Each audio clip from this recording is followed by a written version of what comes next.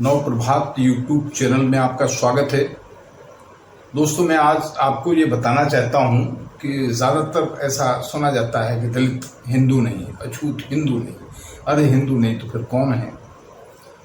तो आपको शायद सभी को पता होगा, क्योंकि दलित समाज में या अछूत समाज में डॉक्टर बी.आर. अम्बेडकर साहब का जो स्थान है बहुत ऊंचा है।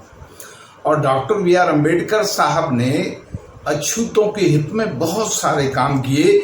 उनमें से एक काम जो उन्होंने 20 जुलाई 1924 को किया था, बहिष्कृत हितकारिणी सभा का गठन करके। इस सभा का जो मुख्य उद्देश्य था वो अछूतों की हित रक्षा का था। इनके खिलाफ होने वाले जितने काम थे, सरकार के समक्ष ये इनकी आवाज बुलंद की जाती थी। और दलित हितकारिणी सभा का जो मुख्य उद्देश्य था वो था कि इनमें कैसे शिक्षा, संगठन और संघर्ष की भावना को विकसित किया जाए, जो देश हित के लिए बहुत जरूरी थी। अभी संस्था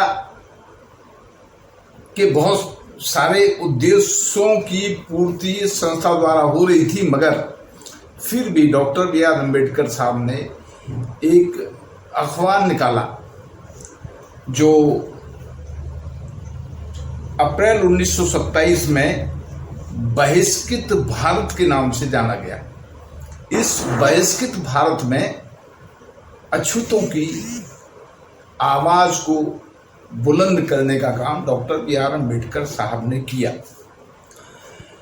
अभी बहुत सारे मूवमेंट हुए। अगर अछूत हिंदू होते तो मैं समझता हूं कि उनके खिलाफ हिंदू इतने सारे गलत आचरणों को नहीं करता, जैसे पानी न पीने देना, उन्हें पढ़ने पर पाबंदी लगाना, उन्हें धन न रखने देना, उन्हें मंदिरों में न घुसने देना, यानी क्या क्या काम गिराऊं। तमाम ऐसे काम हैं जो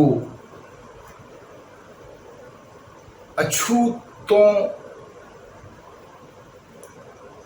के विरुद्ध किए गए। इसीलिए ये स्पष्ट हो जाता है कि अछूत या दलित हिंदू तो नहीं हो सकते। अगर ये हिंदू नहीं थे तो क्या थे? हाँ, बहुत पहले एक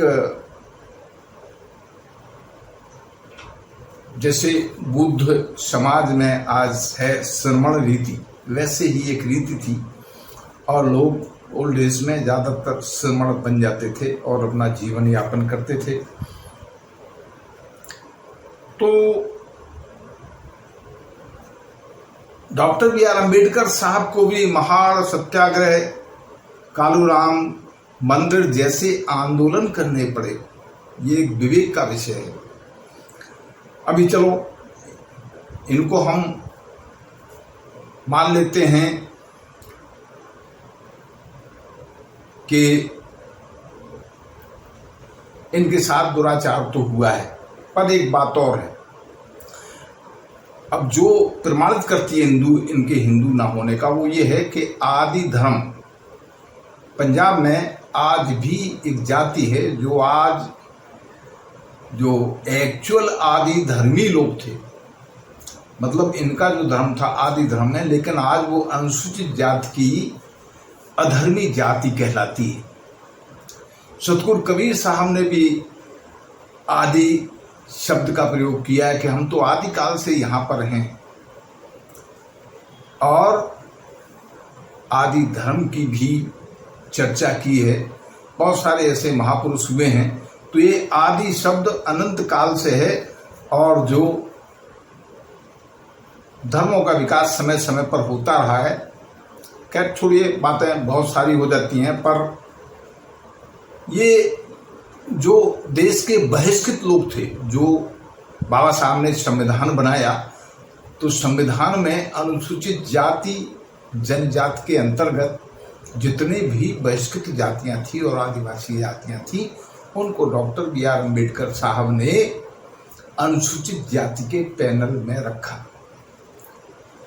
तो ये समझने की बात है। और फिर हम तो यही कहेंगे कि धर्म विहीन लोग ही थे ये, अपने तरीके से जो भी धर्म थे अपनाते थे। इन्होंने, बाबा साहब ने उसका अध्ययन किया और 14 अक्टूबर 1956 को नागपुर में बौद्ध धर्म की दीक्षा लेकर सारी ही अछूत कहे जाने वाले लोगों को एक सुंदर धर्म दिया, जिसे आज बौद्ध धर्म के नाम से जाना जाता है। दोस्तों, यदि आपको हमारी ये बात अच्छी लगी हो तो कृपया इस वीडियो को सब्सक्राइब जरूर कीजिएगा, लाइक कीजिए और शेयर कीजिए। धन्यवाद।